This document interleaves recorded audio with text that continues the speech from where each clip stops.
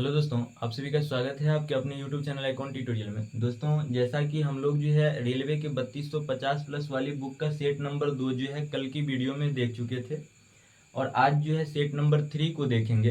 तो चलिए शुरुआत करते हैं सेट नंबर 3 का पहला क्वेश्चन से। पहला क्वेश्चन क्या है कि एक द्विघात समीकरण दिया गया है और उसका मूल का योग हमसे पूछा जा रहा है। तो देखिए, सबसे पहले जानिए कि द्विघात समीकरण होता किस फॉर्म में है। तो द्विघात समीकरण जो है A X square plus B X plus C के फॉर्म में होता है। सी के फॉर्म में बराबर जीरो सी के फॉर्म में होता है। और जब इसे हम सॉल्व करते हैं तो सॉल्व करने के बाद जो एक्स का मान आता है, तो एक्स का जो मान आता है वही एक्स का मान जो है मूल कहलाता है। तो हमसे क्या पूछा गया है कि मूल का योग क्या होगा। और कभी कभी मूल का गुणनफल भी पूछा जाता है। तो मूल का गुणनफल यानी कि माना कि एक मूल अल्फा आएगा और दूसरा मूल यदि बीटा आ जाएगा तो मूल का योग हमसे पूछा जा रहा है। तो मूल का जो योग निकालेंगे वो माइनस बी बट्टा ए हो जाएगा। और ए जो होगा यानी एक्स स्क्वायर का जो कोफिशियंट होगा वो ए कहलाएगा और एक्स का जो कोफिशियंट होगा वो बी कहलाएगा और सी तो सी कहलाएगा। तो यानी कि बी कौन कहलाएगा, एक्स का कोफिशियंट, और ए जो कहलाएगा वो एक्स स्क्वायर का कोफिशियंट। और जब यदि हमसे मूल का यदि गुणनफल पूछ ले यानी अल्फा गुने बीटा का मान पूछ ले तो याद रखिएगा कि सी बट्टा ए जो हो जाएगा वो मूल का गुणनफल हो जाएगा। तो हमसे तो इस क्वेश्चन में क्या पूछा गया है, मूल का योग ही पूछा गया है। तो मूल का योग जो निकालेंगे वो हम माइनस बी बट्टा ए से निकालेंगे। तो इसका b का जो मान हो जाएगा वो कितना हो जाएगा, 7 हो जाएगा। और a का जो मान हो जाएगा वो क्या हो जाएगा, एक्स स्क्वायर का कोफिशियंट 4 है तो a का मान 4 हो जाएगा। और c का जो मान हो जाएगा वो क्या हो जाएगा, -21 हो जाएगा। और c का मान -21 इसलिए होगा क्योंकि समीकरण जो है इस फॉर्म में होना चाहिए, यानी पूरा प्लस प्लस होना चाहिए। तो c का मान क्या हो जाएगा, -21 हो जाएगा। अब हमें निकालना क्या है, मूल का योग निकालना है। तो माइनस बी बट्टा ए, तो यानी कि -7/4 जो हो जाएगा वो क्या हो जाएगा, मूल का योग हो जाएगा। और यदि यहाँ मूल का गुणनफल हमें निकालना होता तो सी बट्टा ए हो जाता। तो सी में क्या लगा है, माइनस लगा है, तो -21 और बट्टा कितना ए हो जाएगा तो 4, यानी -21/4 जो हो जाएगा इस समीकरण का मूल का गुणनफल हो जाएगा। और मूल का जो योग होगा वो -7/4 होगा। तो याद रखिएगा कि मूल का योग यदि निकालना हो तो माइनस बी बट्टा ए से निकालेंगे और मूल का यदि गुणनफल निकालना होगा तो सी बट्टा ए से निकालेंगे, ठीक ना। तो चलिए देखते हैं अगला क्वेश्चन। देखिए, अगला क्वेश्चन क्या है कि 0.1 और 6 पे रेकरिंग लगा हुआ है, प्लस 0.1 और 5 पर रेकरिंग लगा हुआ है, माइनस 0.1 और 3 पर रेकरिंग लगा हुआ है। तो हमसे पूछा जा रहा है कि इसका मान ज्ञात कीजिए। तो देखिए, रेकरिंग के सवालों को कैसे सोल्व करते हैं। तो 0.1 और 6 पे जब रेकरिंग लगा हुआ है तो जिस संख्या पे रेकरिंग लगा होता है उसके बदला जो है हम बट्टा में 9 लिखते हैं। और जिस संख्या पर रेकरिंग नहीं लगा रहता है उसके बदला 0 लिखते हैं। तो एक संख्या पर रेकरिंग नहीं लगा हुआ है तो 1 0, और एक संख्या पर रेकरिंग लगा हुआ है तो 1 9।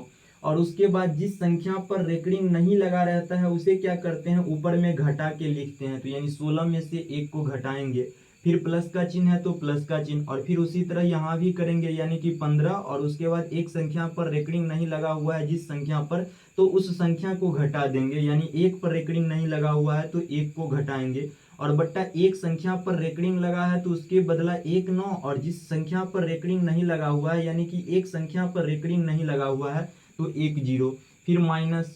और उसके बाद फिर उसी तरह यहाँ भी 13, और 13 में से 1 पर रेकरिंग नहीं लगा हुआ है तो 1 को घटा देंगे। उसके बाद 3 पर रेकरिंग लगा हुआ है तो यानी कि 1 3 पर, यानी एक संख्या पर रेकरिंग लगा हुआ है तो 1 9 को लिखेंगे। और एक संख्या पर रेकरिंग नहीं लगा हुआ है तो उस संख्या के बदले जो है 0 लिखेंगे। यदि यहाँ दो संख्या पर रेकरिंग नहीं लगा रहता तो 2 0 लिखते, यानी जितनी संख्या पर 0 नहीं लगा रहे, रेकरिंग नहीं लगा रहेगा उतना उस संख्या के बदले जो है 0 लिखेंगे। अब इसे 16 में से 1 घटाएंगे तो कितना, 15/90 हो जाएगा। और उसी तरह 15 में से 1 यदि घटाते हैं तो कितना, 14/90 हो जाएगा। और फिर माइनस, और 13 में से 1 घटाएंगे तो 12/90 हो जाएगा। अब इसका भिन्न जोड़ और भिन्न घटाव यदि करते हैं तो 15 और 14 कितना हो जाएगा, 4 और 5 9, और 9, उसके बाद 1 और 1 2, यानी 29। और 29 में से 12 को घटाएंगे तो कितना, 17 हो जाएगा। यानी इसे सॉल्व करने के बाद जो आंसर आएगा हमारा वो क्या आ जाएगा, 17/90 आ जाएगा, ठीक ना। तो चलिए देखते हैं अगला क्वेश्चन। देखिए, अगला क्वेश्चन क्या है कि 6 वर्ष पूर्व एक पिता की आयु जो है उसकी पुत्री की तत्कालीन आयु की 6 गुनी थी। 3 वर्ष बाद पिता की आयु उसकी पुत्री की आयु की 3 गुनी होती तो पुत्री की वर्तमान आयु ज्ञात कीजिए, हमसे पूछा जा रहा है। तो देखिए क्वेश्चंस में क्या कह रहा है कि 6 वर्ष पूर्व, तो सबसे पहले क्या लिखेंगे कि 6 वर्ष पूर्व, और क्या कह रहा है 6 वर्ष पूर्व जो था वो पिता और पिता और पुत्री की आयु में जो है वो तुलना किया जाता है। क्या कह रहा है कि पुत्री की आयु की 6 गुनी थी, किसका आयु, पिता का आयु। तो माना कि पुत्री का आयु यदि 1 रहा होगा तो पिता का आयु 6 हो जाएगा, तब तो जाके 1 से 6 यानी एक पुत्री की आयु का 6 गुना होगा। उसके बाद फिर आगे क्वेश्चंस में क्या कह रहा है कि 3 वर्ष बाद, तो 3 वर्ष जो है वो बाद, 3 वर्ष बाद क्या कह रहा है, जो उसकी पुत्री की जो आयु है ना 3 गुनी होती है। पिता की आयु उसकी पुत्री की आयु की 3 गुनी होती है, यानी कि पुत्री का जो आयु होता है उसका जो है 3 गुना पिता का आयु हो जाता है। तो फिर से यदि पुत्री का हम 1 मानेंगे तब तो पिता का 3 होगा, तो 1 का 3 गुना होगा। उसके बाद हमसे क्या पूछा जा रहा है कि पुत्री की आयु की 3 गुनी होती है तो पुत्री की वर्तमान आयु ज्ञात कीजिए। तो देखिए क्या पूछा जा रहा है कि पुत्री की वर्तमान आयु ज्ञात कीजिए। तो देखिए जब कभी भी इस तरह का क्वेश्चन आए पूर्व और बाद और दोनों का रेशियो दिया रहे तो सबसे पहले चेक कीजिएगा कि दोनों का जो रेशियो दिया है उसमें अंतर समान है या अलग अलग है। तो 3 और 1 का अंतर कितना, 2 हो जाएगा, और 6 और 1 का अंतर कितना, 5 हो जाएगा। तो यहाँ 5 अंतर आ रहा है और यहाँ 2 अंतर आ रहा है, यानी अंतर तो समान नहीं है। और जब अंतर समान नहीं होगा तो सबसे पहला काम कीजिएगा कि अंतर को समान कीजिएगा। तो अंतर को कैसे समान करेंगे कि यहाँ जो 2 आया है यानी कि अंतर, उस अंतर से यहाँ दोनों में गुना कर देंगे, और यहाँ जो अंतर आया है उससे क्या करेंगे कि यहाँ दोनों में गुना कर देंगे। अब यहाँ यदि हम गुना करते हैं तो क्या हो जाता है, यहाँ यदि हम गुना करते हैं 2 से 6 में तो 12 हो जाएगा, और 1 से 2 में करेंगे तो 2 ही होगा। उसके बाद इस 5 से इस 3 में करेंगे तो कितना, 15 हो जाएगा। उसके बाद इस 1 से 5 में करेंगे तो 5 ही होगा।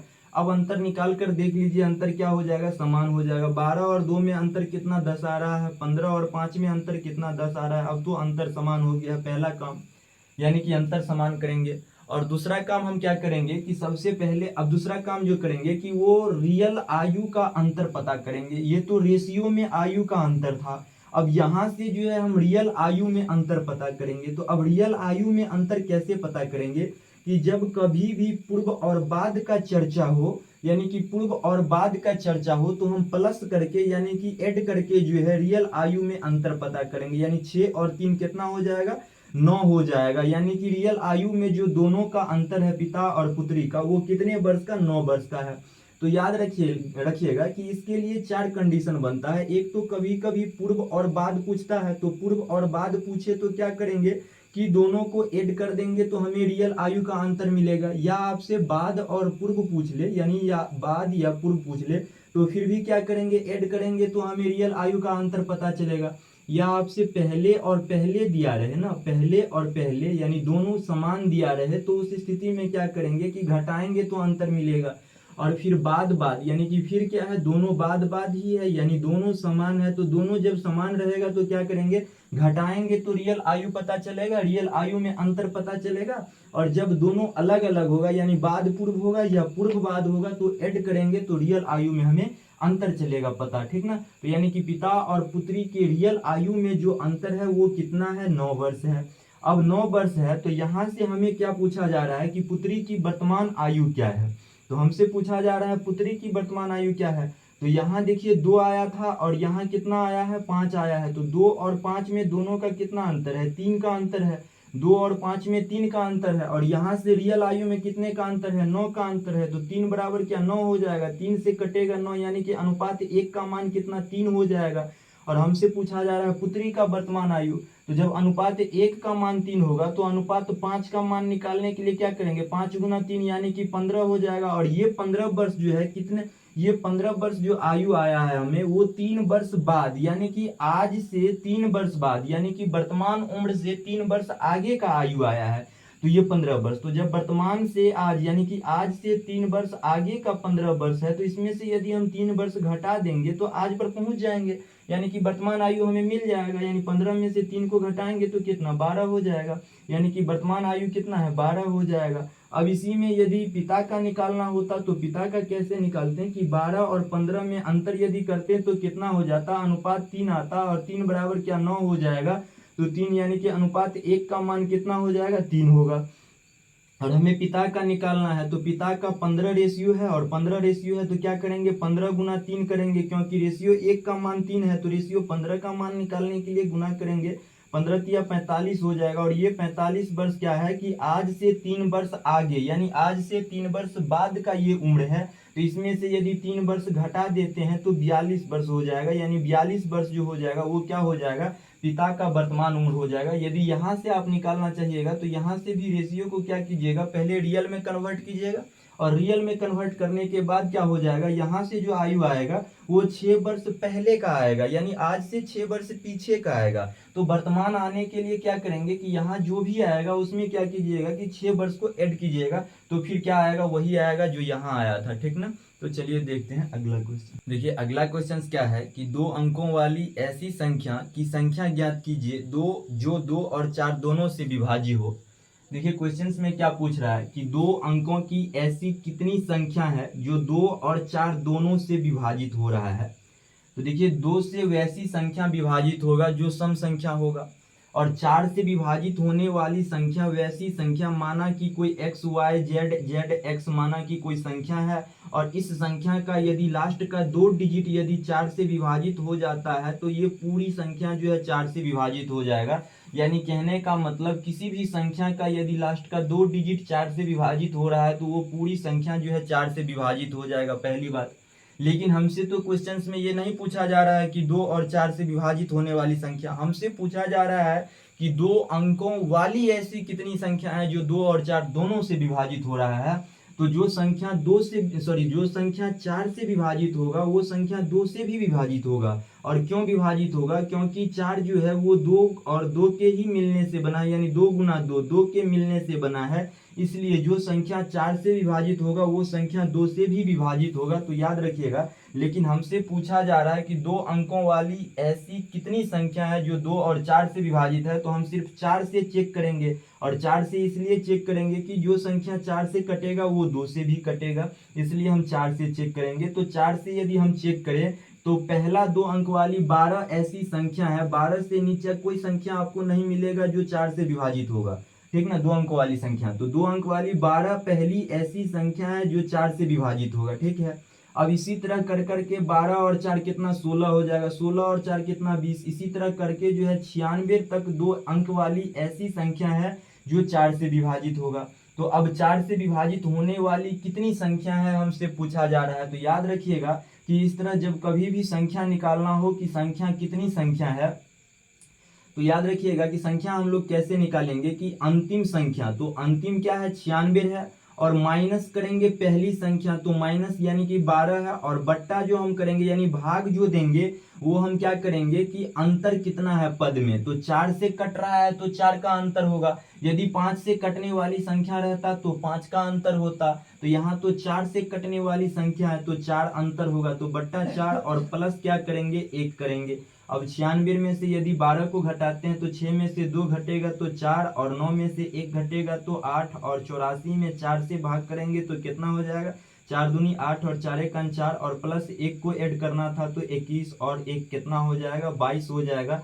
यानी कि 2 अंकों वाली ऐसी 22 संख्या है, 2 अंकों वाली ऐसी 22 संख्या है जो 4 से भी विभाजित होगा और वो 2 से भी विभाजित होगा, ठीक ना। तो चलिए देखते हैं अगला क्वेश्चन। अगला क्वेश्चन क्या है कि एक द्विघात समीकरण दिया गया है, और उस द्विघात समीकरण के मूल का जो योग है वो कितना 9 है। तो हमसे पूछा जा रहा है कि b का मान ज्ञात कीजिए, और वो द्विघात समीकरण क्या है कि 5x² प्लस bx, और प्लस जो है वो क्या है 4 है, और बराबर क्या है 0 है। और इस द्विघात समीकरण के मूल का जो योग है वो कितना दिया गया है 9 दिया गया है। तो याद रखिएगा कि जब हम द्विघात समीकरण को सॉल्व करते हैं और सॉल्व करने के बाद जो x का मान आता है वही x का मान जो है वो मूल कहलाता है। और द्विघात समीकरण में मूल यानी x का जो मान आता है वो 2 मान आता है। तो एक मान को माना कि अल्फा मान लेते हैं और एक मान को बीटा मान लेते हैं, तो दोनों मान यानी अल्फा प्लस बीटा का जो योग है वो 9 दिया गया है। और हम लोग जो अल्फा प्लस बीटा का मान निकालते हैं वो -b/a से निकालते हैं,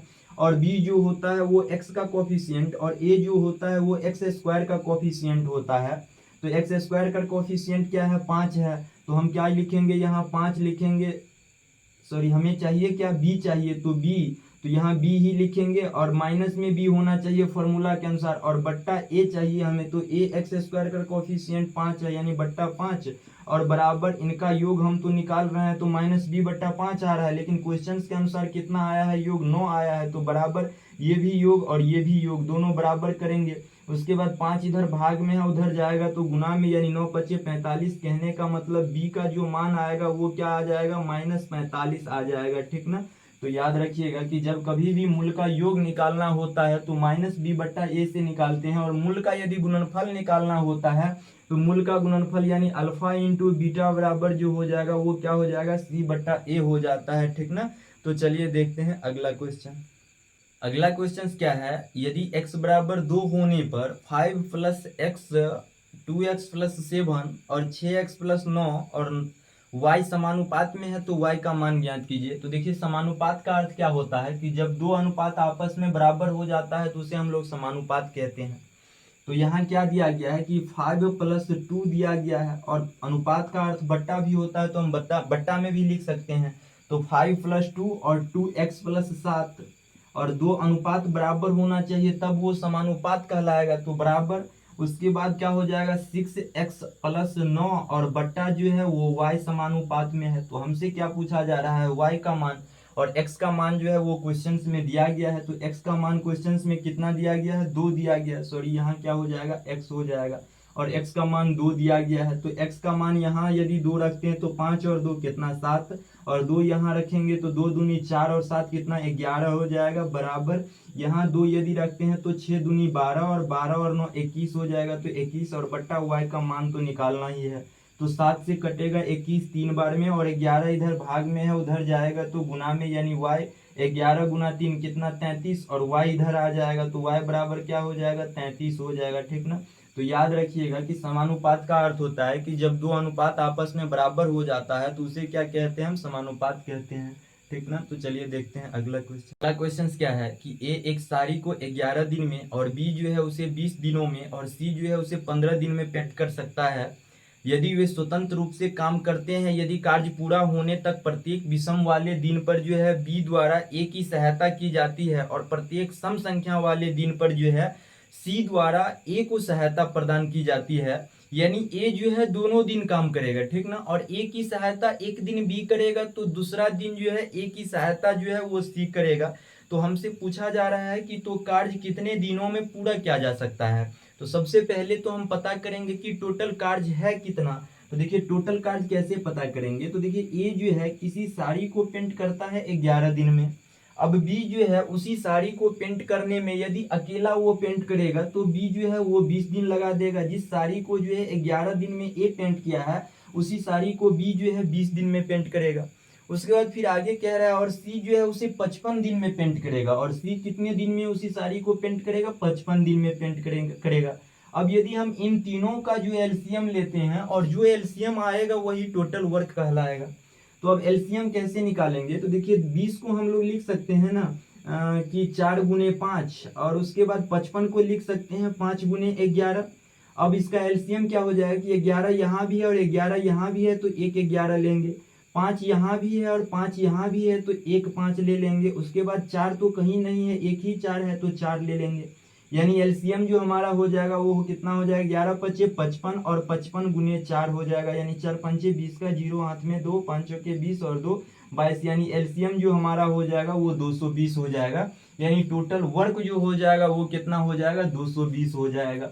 तो अब जब टोटल वर्क हमारा 220 हो जाएगा तो कहने का मतलब इसी 220 कार्य को जो है ए 11 दिन में कर देता है, तो ए एक दिन में कितना काम करेगा। तो जब इस 11 से हम इस 120 में भाग करते हैं तो जो बचेगा यानी भागफल जो आएगा वो क्या हो जाएगा, ए का क्षमता हो जाएगा। तो 11 से जब हम इसमें भाग करेंगे तो 11 से 11 कट जाएगा तो बचेगा क्या 5 गुना 4 यानी कि 20, यानी ए जो है एक दिन में 20 काम करेगा। इसी तरह बी का जो है टोटल काम करने का जो टोटल जो बी काम करता है वो 20 दिन में काम कर देता है, तो 20 से यदि इसमें भाग करेंगे तो 5 चौके 20 का 20 कट जाएगा तो बचेगा क्या 11, यानी कि बी का जो क्षमता एक दिन का हो जाएगा वो 11 हो जाएगा। अब सी जो है किसी काम को 55 दिन में करता है, तो जब 55 से इसमें भाग देंगे तो 11 पचे 55 से 55 कट जाएगा तो बचेगा क्या 4 बचेगा, यानी सी जो है एक दिन में 4 काम करेगा। और उसके बाद हमें क्वेश्चंस में क्या कह रहा है कि ए का सहायता एक दिन बी करता है तो फिर अगले दिन ए का सहायता जो है वो सी करता है, यानी ए जो है प्रत्येक दिन काम करेगा, बी और सी जो है एक एक दिन बाद करके काम करेगा। क्वेश्चंस में सम और विषम कह रहा है तो एक एक दिन बाद करके सम और विषम भी आता है। तो उसके बाद क्या है कि ए तो काम करेगा ही करेगा 20 काम, और ए फिर यहाँ भी 20 काम करेगा, और बी कितना बी जो है सहायता यदि पहले दिन देगा तो कितना काम करेगा 11 काम करेगा। फिर आगे ए का सहायता कौन देगा सी देगा, तो सी कितना काम करेगा 4 काम करेगा, यानी एक दिन में जो है 31 काम यहाँ हो रहा है और दूसरा दिन यहाँ क्या होगा 24 काम होगा।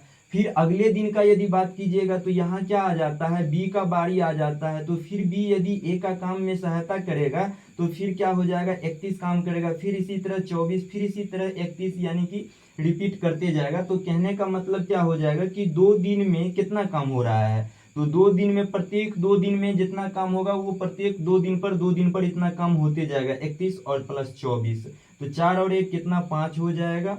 उसके बाद 2 और 3 कितना 4 1 5 3 2 5, यानी कि एक दिन में जो है 2 दिन में जो है 55 काम हो रहा है। तो हमें काम कितना करवाना है 220 काम करवाना है। 2 दिन में 55 काम हो रहा है तो हमें 220 काम को करवाना है। तो हम 55 में जो है क्या ऐसी संख्या से गुना करें कि 220 के आसपास पहुंच जाए या 220 हो जाए। तो यदि 55 में हम 4 से गुना कर देते हैं तो 5 चौक 20 का 0 हाथ में 2, 5 चौक 20 और 2 22, यानी 220 हो जाएगा। तो जब हम 55 में 4 से काम किए 4 से गुना किए हैं, यानी कि हमारा कार्य 4 गुना हुआ है, तो समय भी हमारा 4 गुना होगा, यानी 4 से समय में भी गुना करेंगे यानी 8 हो जाएगा।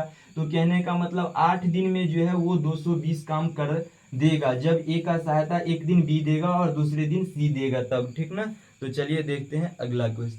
अगला क्वेश्चन क्या है कि वेंकट ने एक पुराना स्कूटर खरीदा और इसकी मरम्मत पर उसने क्रय मूल्य के 10% बराबर राशि खर्च की। उसने स्कूटर को 2200 के लाभ पर बेचा, यदि उसे 20% का लाभ हुआ तो उसने मरम्मत पर कितना खर्च किया पूछ रहा है। तो देखिए माना कि वो स्कूटर जो खरीदा होगा वो कितना में खरीदा होगा 100% में खरीदा होगा, यानी 100 रुपया में माना कि वो खरीदा होगा। और फिर आगे कह रहा है 10% जो है वो मरम्मत में लगा दिया, तो जब 10% मरम्मत में लगा दिया तो उसके लिए क्या हो गया 110 रुपया तो पूरा सीपी हो जाएगा ना, यानी सीपी जो होगा उसके लिए वेंकट के लिए क्या हो जाएगा 110 रुपया हो जाएगा।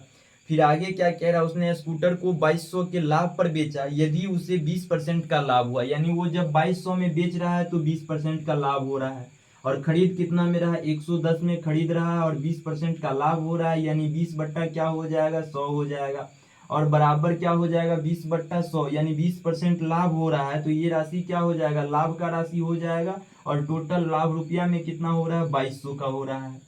अब 0 से 0 कटेगा, 0 से 0 कटेगा, 11 दूनी 22% का मान कितना हो जाएगा 22% का मान जो है वो 2200 रुपया है। तो यहाँ से 22 से 22 कटेगा क्या बार में एक बार में, यानी 1% का जो मान हो जाएगा वो क्या हो जाएगा 100 रुपया हो जाएगा। तो हमसे क्या पूछा जा रहा है क्वेश्चन में कि तो उसने मरम्मत पर कितना खर्च किया, तो मरम्मत पे तो उन्होंने 10% खर्च किया था, तो दोनों पर 1% का मान 100 रुपया है, तो दोनों साइड क्या करेंगे 10 से गुना कर देंगे। तो 10 से गुना करेंगे तो क्या हो जाएगा 10% का मान आ जाएगा, क्योंकि मरम्मत का मान पूछा जा रहा है और मरम्मत पे उसने 10% खर्च किया था, यानी कि मरम्मत पे उसने कितना खर्च किया था 1000 रुपया किया था, ठीक ना। तो चलिए देखते हैं अगला क्वेश्चन। अगला क्वेश्चन क्या है, यदि संख्या इतना के प्रत्येक विषम अंक में से 2 घटाया जाता है और प्रत्येक सम अंक में 1 जोड़ा जाता है तो इस प्रकार बनी संख्या कितने अंक जो है 1 से अधिक बार आएंगे। क्या कह रहा है कि विषम अंक में से 2 घटाया जाता है, यानी कि ओड नंबर जो है ओड नंबर उसमें से क्या कर रहा है 2 घटा रहा है, और जो सम संख्या है उसमें क्या कर रहा है कि वो 1 जोड़ रहा है, यानी कि इवन नंबर में जो है वो 1 को जोड़ रहा है, यानी 1 को वृद्धि कर रहा है। और संख्या जो हमारा है वो क्या है 83, उसका 25 27 69, 25 27 और 69 है। तो इसमें क्या कर रहा है कि ओड नंबर जो है उसमें 2 घटा रहा है और सम नंबर में 1 ऐड कर रहा है, तो सम नंबर में 1 ऐड तो 8 क्या है सम है 1 ऐड करेंगे 9, और 3 क्या है विषम है तो विषम में 2 घटाएंगे तो 2 घटाने के बाद 1 हो जाएगा। ये सम है, इसमें 1 ऐड करेंगे, फिर ये क्या है विषम है, विषम में 2 घटाएंगे 3 हो जाएगा। ये सम है, सम में 1 ऐड करेंगे तो कितना हो जाएगा 3 हो जाएगा। उसके बाद 7 क्या है विषम है और विषम में क्या करना है 2 घटाना है, 2 घटाएंगे 5 हो जाएगा। 6 क्या है सम है और सम में क्या करना है 1 को ऐड करना है तो 1 जब ऐड करेंगे तो 7 हो जाएगा। और 9 क्या है विषम है तो विषम में क्या करना है 2 को घटाना है तो 2 घटाएंगे तो क्या हो जाएगा यहाँ 7 हो जाएगा। अब हमसे क्वेश्चंस में क्या पूछा जा रहा है कि इस प्रकार बनी नई संख्या में कितने अंक 1 से अधिक बार आएंगे, यानी कि ये जो नया संख्या बना है इसमें एक बार से ज्यादा बार यानी आने वाला संख्या हमसे पूछा जा रहा है। तो संख्या इसमें क्या हो जाएगा, कौन सा ऐसी संख्या होगा 3, 1 2 3, उसके बाद क्या है 3, यानी एक संख्या ये हो गया और एक संख्या ये, यानी 2 ऐसी संख्या है 3 और 7 ऐसी संख्या है 7 जो 1 से ज्यादा बार आ रहा है। तो यानी आंसर जो इसका हो क्या जाएगा 2 हो जाएगा, यानी ऑप्शन जो इसका होगा वो डी नंबर होगा, ठीक ना। तो चलिए देखते हैं अगला क्वेश्चन। अगला क्वेश्चन क्या है कि राम की जो आयु है वो 55 वर्ष है और सोम की जो आयु है वो 25 वर्ष है। तो हमसे पूछा जा रहा है कितने वर्ष पहले राम की आयु सोम की आयु की 3 गुनी थी। राम की जो आयु है वो सोम की आयु का 3 गुना कितने वर्ष पहले था, हमसे पूछा जा रहा है। तो देखिए अभी तो राम का आयु कितना है 55 वर्ष है, और माना कि x वर्ष पहले 3 गुना था। पहले का अर्थ वर्तमान से पीछे जाना है, तो 55 में से क्या करेंगे x वर्ष घटा देंगे, यानी कि ये क्या है पहले का बात कर रहा है। फिर आगे क्वेश्चन में क्या है कि सोम की आयु 25 वर्ष है, तो सोम की आयु 25 है और 25 में से x घटाएंगे तो ये क्या हो जाएगा x वर्ष पहले हम जा रहे हैं। और हमें क्वेश्चंस में क्या कह रहा है कि कितने वर्ष पहले राम की आयु सोम की आयु की 3 गुनी थी। तो ये क्या है सोम का आयु है, सोम का आयु है, सोम के आयु का 3 गुना था ये कह रहा है। तो x वर्ष पहले 3 गुना था, तो ये तो 3 गुना हो गया और ये 3 गुना नहीं हुआ है, यानी कि 3 गुना अभी ये कम है, तो इसे भी क्या करेंगे 3 गुना कर देंगे। अब ये भी 3 गुना और ये भी 3 गुना, तो दोनों क्या हो जाएगा बराबर हो जाएगा। अब इसे यदि सॉल्व करते हैं तो यहाँ क्या हो जाएगा 55 माइनस एक्स बराबर 25 या 75 हो जाएगा और माइनस 3x हो जाएगा। 75 इधर आके घटेगा तो क्या हो जाएगा, इधर प्लस है इधर आएगा तो माइनस, तो 75 में से 55 में से 75 घटेगा तो माइनस क्या हो जाएगा हमारा 20 हो जाएगा, ठीक ना। यानी माइनस 20 हो जाएगा और माइनस 3x, और इधर का माइनस x उधर जाएगा तो प्लस x हो जाएगा। माइनस प्लस क्या माइनस हो जाएगा, यानी 3x में से x को घटाएंगे तो कितना आ जाएगा माइनस 20, और बराबर ये माइनस का माइनस रहेगा और 3x में से x घटेगा, क्योंकि माइनस प्लस माइनस हो जाएगा तो माइनस 2x, और माइनस से माइनस कटेगा 2 से 20 कटेगा 10 बार में, यानी x का मान 10 हो जाएगा। तो क्या हो जाएगा आज से 10 वर्ष पहले जो था वो सोम की आयु का 3 गुना था राम की आयु, ठीक ना। जो आंसर हो जाएगा हमारा क्या सी नंबर। तो चलिए देखते हैं अगला क्वेश्चन। अगला क्वेश्चन क्या है कि निम्नलिखित ग्राफ और तालिका 5 अलग अलग विषय अर्थात जो है भौतिक विज्ञान, रसायन विज्ञान, जीव विज्ञान, अंग्रेजी और हिंदी में उत्तीर्ण लड़कों और लड़कियों की संख्या को दर्शाता है। तो हमसे पूछा क्या जा रहा है कि भौतिक विज्ञान, रसायन विज्ञान और जीव विज्ञान में उत्तीर्ण होने वाली लड़कियों का क्रमशः अनुपात क्या होगा, यानी फिजिक्स, केमिस्ट्री और बायोलॉजी में जो लड़की जो पास हो रही है उसका रेशियो क्या होगा। तो देखिए फिजिक्स में जो लड़की पास हो रही है वो 135, और हमसे रेशियो पूछा जा रहा है तो रेशियो। अब केमिस्ट्री में कितनी लड़की पास हो रही है 195, फिर बायोलॉजी में जो पास हो रही है वो कितनी हो रही है 165 हो रही है। अब इसका हमें रेशियो पूछा जा रहा है, तो रेशियो जब पूछा जा रहा है तो अब तो ये अभी कटेगा, तो 5 से कटेगा यदि तो 5 दूनी 10, और उसके बाद क्या हो जाएगा 5 सत्ते 35, फिर 5 से ये भी कटेगा तो 5 तिया 15 और 4 5 9 45, फिर ये भी कटेगा 5 तिया 15, और उसके बाद 5 तिया 15 33 से, उसके बाद ये 3 3 6 और 7 2 9 और 9 3 12, अभी 3 से भी कटेगा 3 9 27, 3 1 3 और 3 तिया 9 यानी 13 और ये 11, यानी रेशियो जो हो जाएगा फिजिक्स, केमिस्ट्री, बायोलॉजी में पास होने वाली लड़की का वो 9:13:11 हो जाएगा, ठीक ना। तो चलिए देखते हैं अगला क्वेश्चन।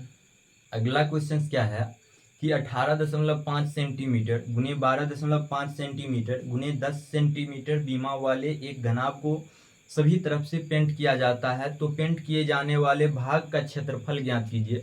देखिए सभी तरफ से पेंट किया जाता है, यानी संपूर्ण पृष्ठ का क्षेत्रफल हम निकालेंगे और जो संपूर्ण पृष्ठ का क्षेत्रफल होगा वही उसका क्या हो जाएगा, पेंट करने का भाग हो जाएगा। तो घनाभ का संपूर्ण पृष्ठ का क्षेत्रफल निकालने का फॉर्मूला क्या होता है, 2 into L B plus B H plus H L हो जाता है ना।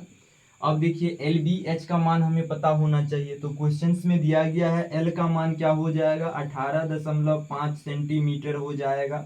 उसके बाद बी का मान क्या हो जाएगा, 12.5 सेंटीमीटर हो जाएगा और सी का मान क्या हो जाएगा, 10 सेंटीमीटर हो जाएगा, ठीक ना।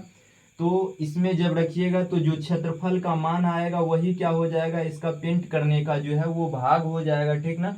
तो इसका सॉल्व करने के बाद आंसर जो हो जाएगा वो आप लोग सॉल्व करके देख लीजिएगा एक बार। इसका आंसर जो हो जाएगा सॉल्व करने के बाद वो 1082.5 सेंटीमीटर, यानी कि ऑप्शन नंबर जो हो जाएगा इसका क्या हो जाएगा, सी नंबर हो जाएगा, ठीक ना।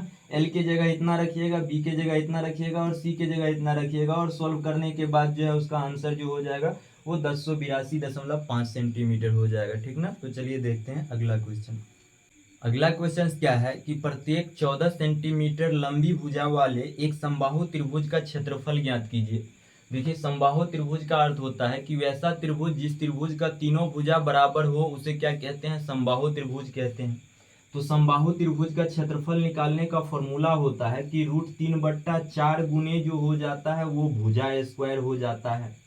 और जब √3/4 गुने भुजा स्क्वायर हो जाता है तो एक भुजा का माप होना चाहिए हमें पता, और जो एक भुजा का मान होगा वही तीनों भुजा का मान होगा, क्योंकि समबाहु त्रिभुज तीनों भुजा का मान बराबर होता है। तो √3/4 और भुजा का मान जो दिया गया है वो कितना, 14 दिया गया है। तो 14 का जब स्क्वायर कीजिएगा तो कितना हो जाएगा, 196 हो जाएगा, यानी √3/4 गुने 196 और 4 से तो ये कटेगा, 4 चौके 16 और उसके बाद कितना 3, तो 4 नमा 36, यानी 49√3 जो हो जाएगा इस समबाहु त्रिभुज का जो है वो क्षेत्रफल हो जाएगा, ठीक ना।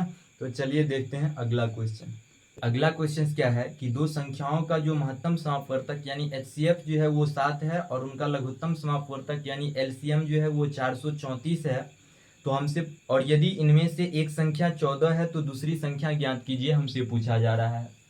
तो देखिए इसका फॉर्मूला क्या होता है कि फर्स्ट संख्या गुने सेकेंड संख्या बराबर जो हो जाता है वो LCM गुने HCF हो जाता है। तो LCM भी दिया गया है, HCF भी दिया गया है, एक संख्या दिया गया है और एक संख्या हमसे पूछा जा रहा है। तो कभी कभी क्या करेगा, दोनों संख्या देके एक इसमें से किसी का मान देके कोई एक पूछ लेगा, यानी इन चारों में से 3 का मान देके कोई एक पूछ लेगा, ठीक ना। तो अभी क्या किया है कि इसमें एक संख्या दिया गया है और उस संख्या का जो मान है वो 14 है और माना कि हमें दूसरी संख्या निकालना है, बराबर LCM का जो मान दिया गया है वो कितना 434 दिया गया है और HCF का जो मान दिया गया है वो कितना दिया गया है, 7 दिया गया है। तो अब देखिए 7 से कटेगा 14 दो बार में और 2 से कटेगा 434, तो 2 और 2 1 2 और 2 सत्ते 14 यानी 217, यानी सेकंड मान जो यानी कि सेकंड दूसरी संख्या जो हो जाएगा वो कितना हो जाएगा, 217 हो जाएगा, ठीक ना। तो याद रखिएगा कि फर्स्ट पहली संख्या गुने दूसरी संख्या बराबर जो हो जाएगा वो LCM गुने HCF हो जाएगा और 3 संख्या इन चारों में से देके एक संख्या आपसे पूछ लेगा, ठीक ना। तो रहने देते हैं आज के लिए यहीं तक, और फिर जो है कल की वीडियो में इसी सेट का 15 नंबर क्वेश्चन से जो है हम लोग देखेंगे।